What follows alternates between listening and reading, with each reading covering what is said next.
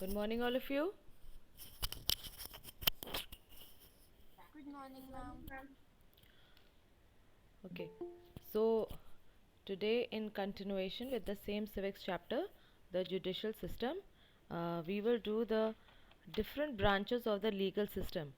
Now, for a just recap, in this chapter till now, we have done uh, what judiciary is and what is the role of the judiciary. Then we have seen what an independent judiciary is and why we need to have an independent judiciary. Then we also had a look at the structure of courts in India, and we also saw that how a case can move up from a trial case to the High Court and then to the Supreme Court through an example. And so we have seen that our Indian system is an appellate system of jurisdiction. And so today we will continue with the different branches of the legal system. Now, if you remember, we discussed a case here, state of Maharashtra versus Sandha Jadhav and others.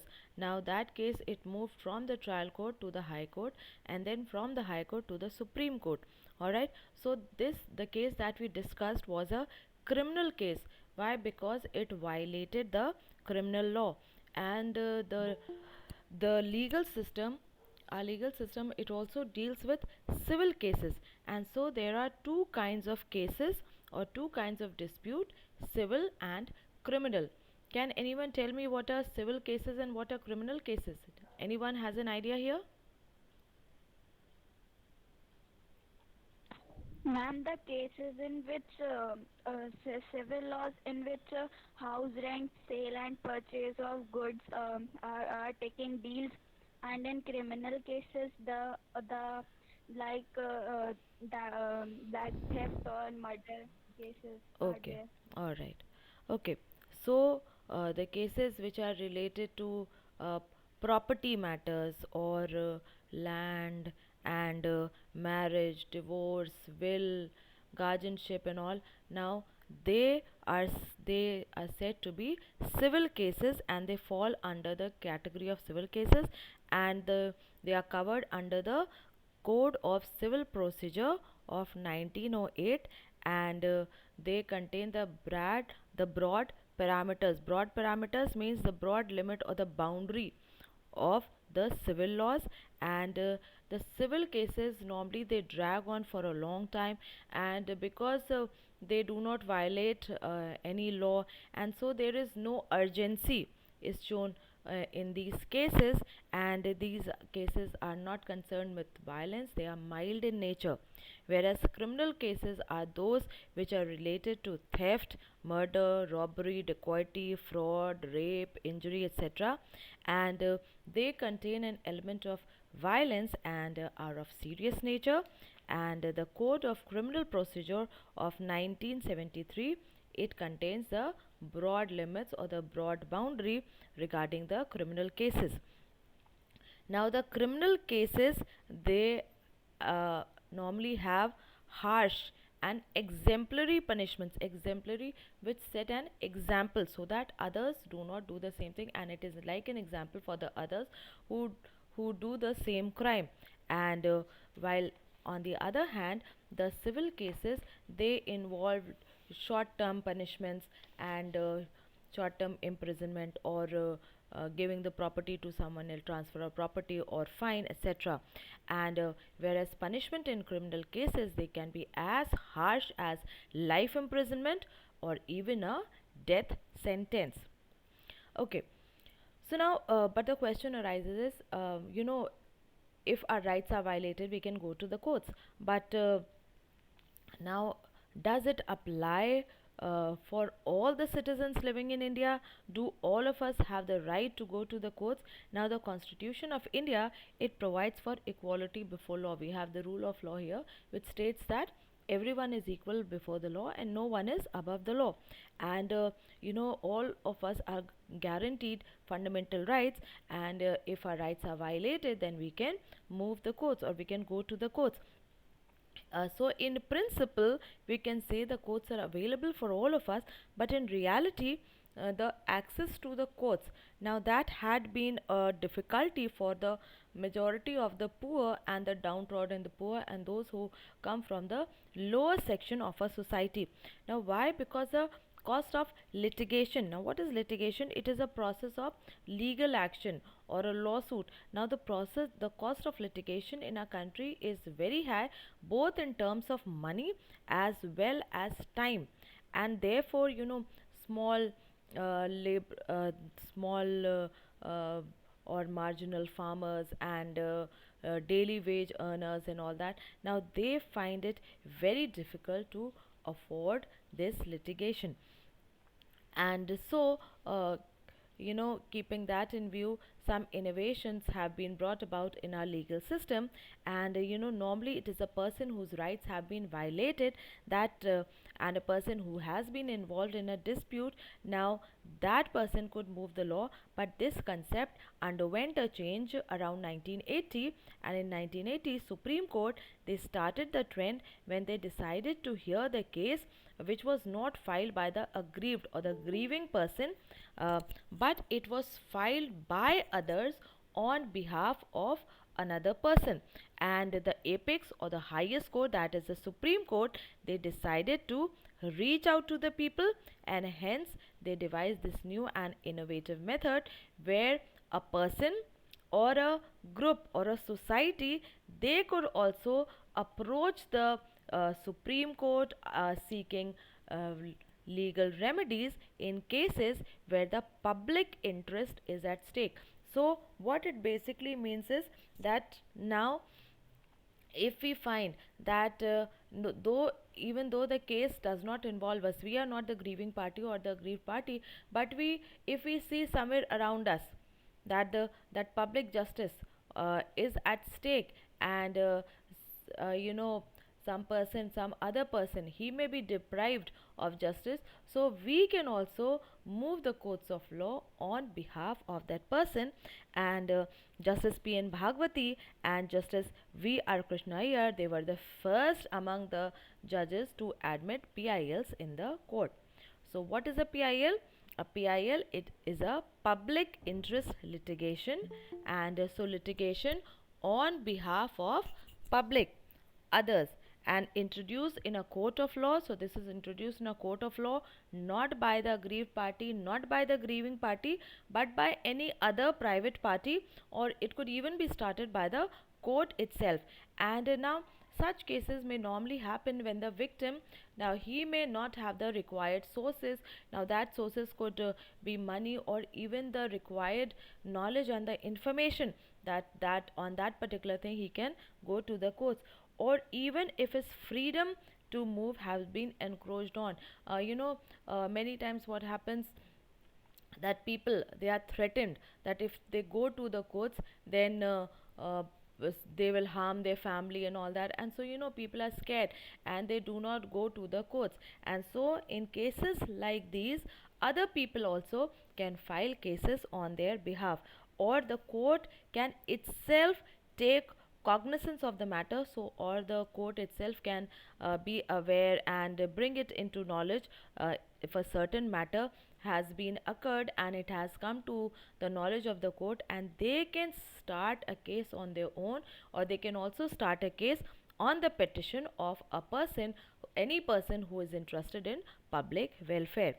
And now filing a PIL is also not as cumbersome or not as difficult as filing any other case.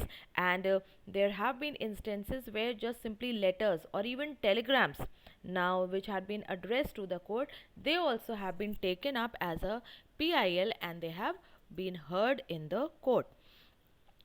So what we can say is that the PIL has become the most important vehicle of judicial activism. Now, what does activism means? A process of campaigning in public or working for an organization in a way to bring about a social or a political change.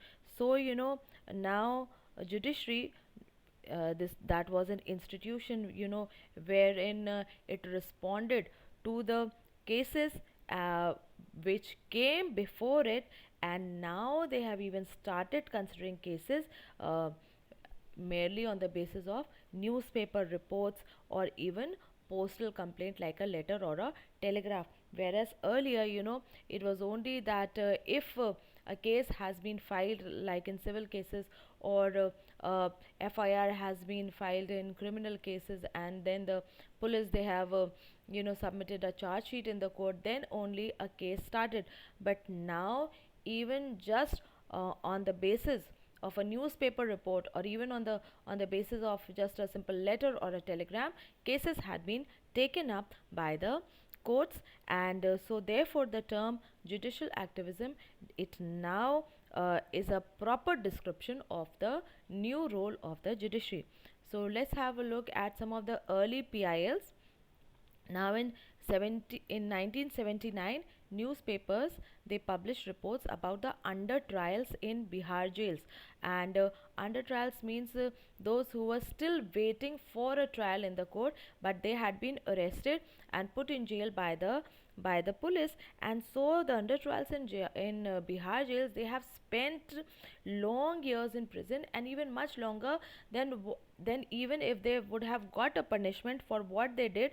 Even then their punishment would have been less, and they have spent even much more longer years in prison as compared to that.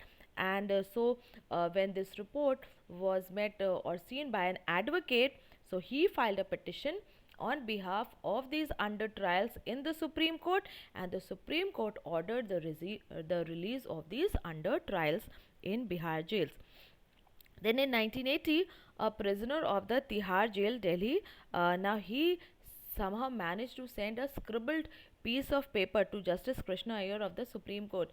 And so, he did not even write his complaint on a proper piece of paper and in a proper manner, but he somehow just scribbled a note and sent it to the judge of the Supreme Court, stating that the prisoners here, they had to undergo physical torture, that the prisoners here were being physically tortured. And the judge, he got that scribbled piece of paper converted into a PIL and into a petition, and then it was heard in the court. So these two cases became pioneers, or the beginning of the public interest litigation in India. Okay, so we have seen while we were doing the chapter earlier that the judiciary, they have to follow the constitution in letter and spirit, means they have to work according to the constitution. That is what we have seen. And but there had been judgments by the courts which had been unpopular with the people and which had worked against the interest of the people. So let us have a look at some of these examples. For example, the sealing of commercial establishments and shops in Delhi, now that threw thousands of people out of employment. And as a result, people came out on the streets and they held demonstrations, observed strikes and bans against the ruling of the court. So this decision did not go down well with the people. Then similarly, recently there was a judgment on the eviction of slum dwellers and juggi dwellers in Delhi and Mumbai. What it means that the slum dwellers and the juggi dwellers in Delhi and Mumbai, they were asked to move from where they had been living. And so this decision also had been very unpopular with the people, and people and media, they have given their opinion both for and against these judgments. Then in the year 2000, the Supreme Court, they ordered all the buses which were working in Delhi to convert to CNG. And so this resulted in strike by the bus owners, and this caused inconvenience to lakh of daily commuters, people who daily use the buses to go to and fro. And the case went to the court, and after many hearings and orders by the court, eventually the buses, they were converted to CNG mode.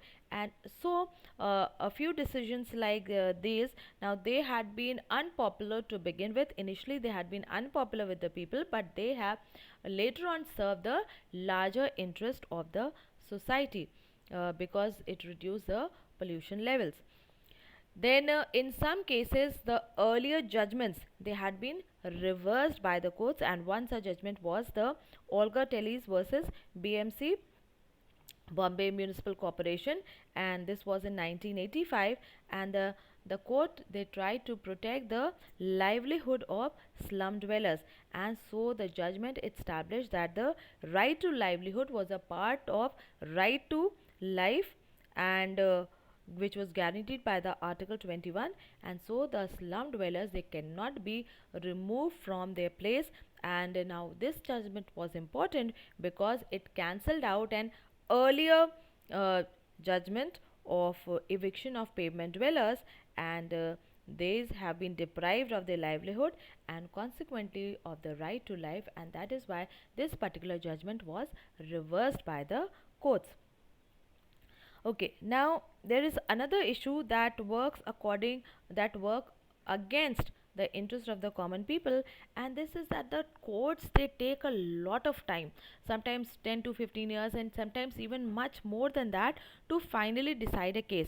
And poor people they cannot afford so much time because many are involved in many are daily wage earners also, and or they are working in fields, they are farmers and all that, and so they cannot even afford so much time and money and for so long a litigation. And so just like there's a famous saying in or phrase in English that justice delayed is justice denied. Means if you delay justice for a long time, it basically equals to justice not being imparted, and this has been used to talk about the long delay in delivering justice here in India. Now, so keeping this in mind, Lok Adalats was started in 1985 to make this justice available to people, cheap and speedy justice available to the people. And the first Lok Adalat it was organized in 1985, and it set up a record of cleaning 105 cases in a single day. Now, the Lok Adalats are a little different from our, not a little, but they are a lot different from our normal system of courts and the whole judicial setup, because the Lok Adalats they are presided by retired judges, and there are no advocates also in the Lok Adalats to plead the cases on behalf of their clients. And obviously then less money and less time, and so the people, those who are involved in the dispute, they plead their own cases, and so the cost as well as the time consumed in fighting such a case is reduced. But we need to note that civil cases only can be heard in the Lok Adalats, because when it comes to criminal cases it involves the police, and so and it involves breaking up of the law, so those type of cases cannot be heard in the Lok Adalats. So to conclude, we can say that our judicial system, as it was envisioned or as it was thought on by the constitution framers when they were framing our constitution, now our judicial system it has been successful in providing justice to the maximum number of people, and the courts they have tried successfully to protect the rights of the people, the fundamental rights of the people. And the judiciary they have also tried to exercise their power to check the balance between the executive and the legislative powers and of the government. So if there had been laws which had been against the constitution, so the judiciary had called that those laws null and void. So that also the judiciary had tried to do in a positive manner. And so we can say that judiciary has played an important role in fulfilling the lofty or the high ideals of democracy. So that was it. Is that understood? Anyone here wants to ask anything? Anything that is unclear? Understood, all of you? Yes, ma'am. All right. So let's mark the exercises, and I will send you the PDF of the question answers today itself. So pick up a pencil and let's mark the exercises now. Are you ready with pencils? Yes, ma'am. Okay. First one, multiple choice questions. The power of the court to declare any legislative enactment invalid is expressly provided by the Constitution under which article? Article 13. Article 13, right. Which court is considered the guardian of the Constitution? Supreme Court. Supreme Court, right? When was the Supreme Court established? 1950. 1950, right? As a consequence of the Indian High Courts Act 1861, High Courts was established in which of the following cities? Calcutta, Bombay, Madras, or all of these? All of these. All of these. All of these. All Yes, of right. What is a PIL?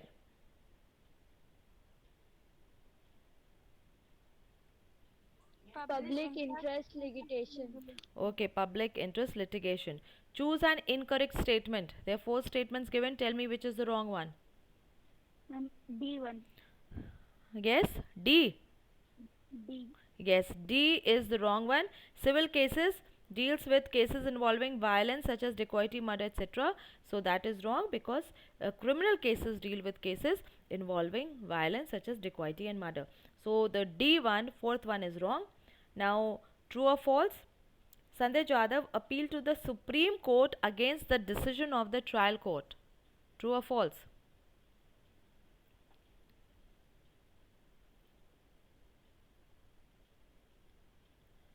Yes, come on, class.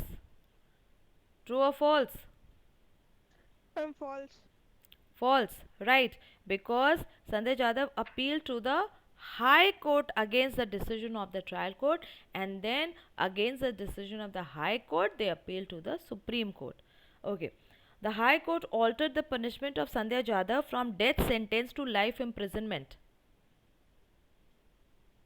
False. False. Okay, because they were not given death sentence at all. The Supreme Court confirmed and upheld the life sentence of Sandhya Jadhav.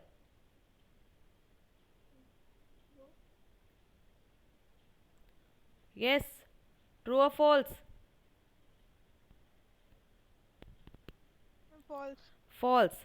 Because they did not uh, confirmed and upheld the sentence, but they reduced the sentence. Earlier he was given life imprisonment, but the Supreme Court it reduced it to 7 years. The first Lok Adalat was organized in 1990. False. False. False. It was organized in which year? 1985. 1985, right. In the judgment of the Olga Tellis versus Bombay Municipal Corporation, the court established that the right to livelihood was a part of the right to life. True. True. True. Okay, yes, true, right. Now match the following. Supreme Court, 31 judges. 31 judges. Total number of high courts, 24, right. 4. Right. Trial court, Seasoned judges. yes. Sessions judge.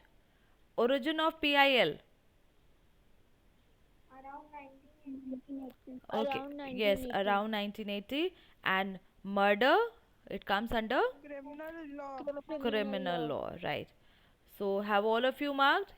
Is there anyone who has missed anything? Okay. No, ma'am. All right. Yes, and today, we were have when we started with, we discussed about two types of cases, civil cases and criminal cases. Now, just for your knowledge, the Supreme Court and the High Court, they hear both type of cases. Means they hear the civil cases as well as the criminal cases, but at the district level. Alright, the subordinate courts, we have separate courts for civil cases and separate courts for criminal cases. So the Supreme Court, High Court, they hear both type of cases, whereas for the at the district level we have separate courts. We have the district court for civil cases and sessions court for the criminal cases. Is that understood, all of you? Yes, ma'am. All right.